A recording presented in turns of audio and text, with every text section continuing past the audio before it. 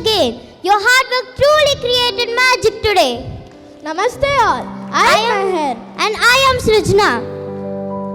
Today we have with us someone whose journey beautifully blends passion, purpose and entrepreneurship. We are delighted to welcome Miss Sheetala Karpaneni, founder of Saka Organics, a natural personal care brand that began as a simple school project and has grown into a trusted name across India. A management studies graduate from Shiv Nada University and incoming MBA student at Babson College. She has been creating opportunities for women in rural India. It is an honor to have her with us today. I now request our ma'am to inspire and motivate us with her valuable words. Give a big round of applause.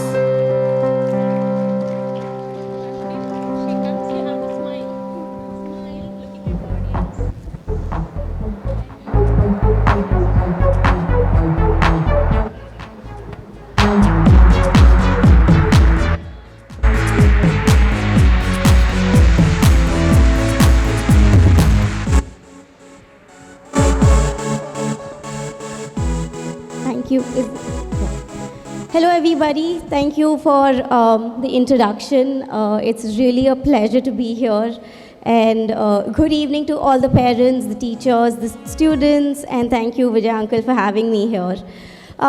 It's honestly so strange for me to be on stage here. It's been only 6 years I left school. I was doing exactly what we saw here about 6 years back. So yeah, it's honestly very strange. But what I intend to do in the next few minutes is maybe just take you through my journey and what I'm doing right now, and maybe explain a learning or two that I've had in the past 6 years of building Saka Organics.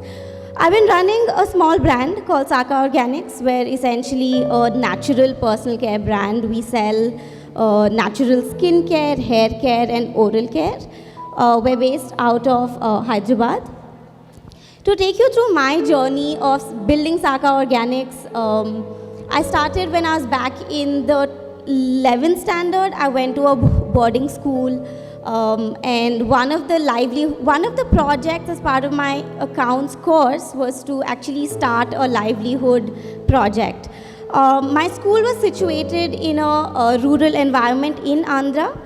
So what me and a friend of mine did was we started working with 5 rural women in Andhra. This is in Chittoor.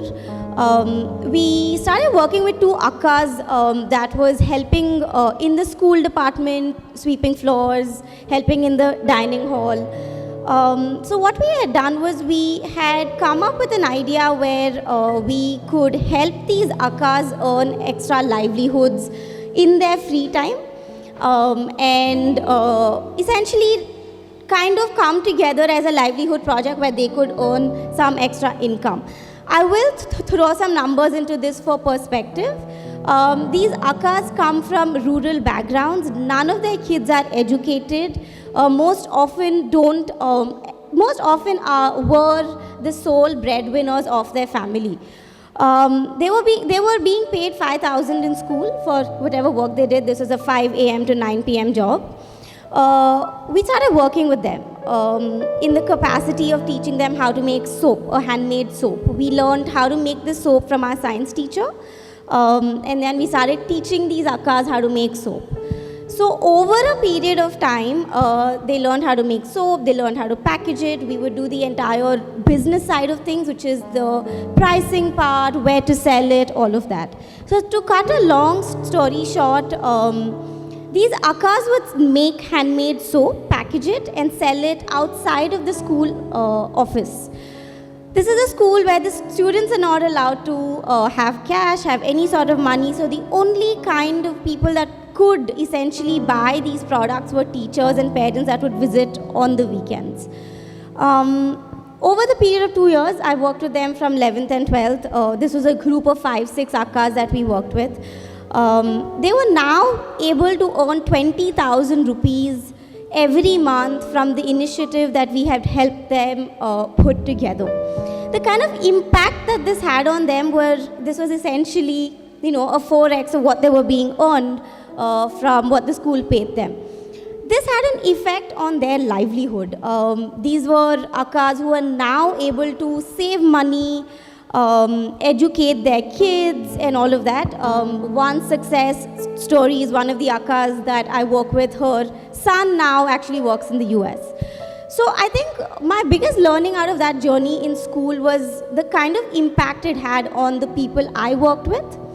I graduated out of 12th. I was no longer able to work with them because I was no longer part of school. Luckily, my juniors took it up. It still works. This was in 2020, COVID time. I was at home just like all of us, lockdown. But I think something that I kept going back to is what can I do with my learning with the self-help group, with the livelihood project that I worked with, and the kind of impact it had on them. So the first year of COVID, I was back here in Kakinada, started to think about what I could do. What I started with was experimenting with soap, different formulations, what can be done. Started with something very similar. We started working with a few akkas locally here, taught them exactly what I did back in school. Over a period of time, this is what we've been building over the years. It's now called Saka Organics. It is a full-fledged startup. We are a company that sells natural personal care products. We recently opened a factory where certified and all of that. But I think the values with which I was working on back in school follow through everything I'm doing right now, which is the empowerment part, which is the part of sticking to clean ingredients and building the product as we go. Some more insights into what we did after that was we realized that this is a commercial product.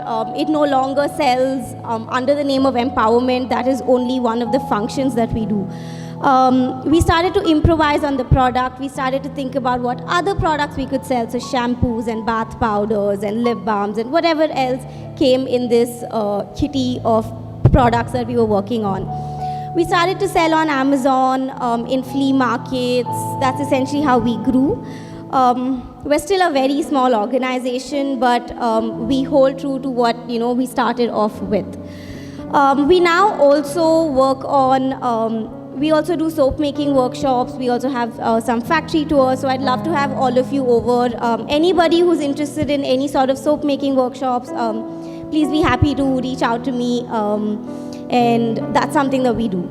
I think in this journey, the past 6 years, it's been a very long one. It's been a journey of failing, multiple times over in terms of product, in terms of people, in terms of the entire banquet of what we do.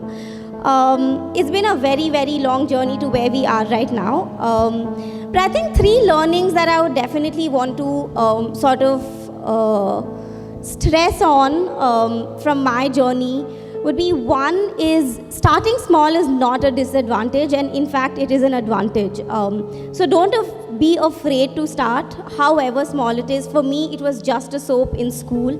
And honestly, starting small is your biggest advantage. Number 2, I think one of the biggest things that people are scared about in this whole journey of entrepreneurship is failing. Because it's a very, very risky journey in general. But I think it is so important to just fail, to fall down, to learn, to improvise and get back at it again. And that comes to my 3rd learning, which is being consistent with what you're doing. So essentially, I think my biggest learning was you may be doing 5 different things, but be consistent, be at the job and stick to what you're doing in entrepreneurship. That's one of the biggest lessons I have learned. So that's essentially my journey, and I hope to see a lot more of you taking up this journey in entrepreneurship and building. That's really where I see a lot of future for youngsters in this room. Thank you so much for having me, and anyone who'd like to reach out to us for Saka Organics, we're always available. Thank you.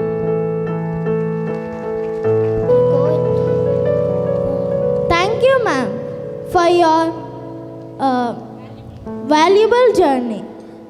I now request our esteemed First Lady of Sri Prakash Synergy School, Srimati Sameera Ma'am, to present a token of our delightful memory to our guest of honor, Miss Sheetala Ma'am. Give a huge round of applause.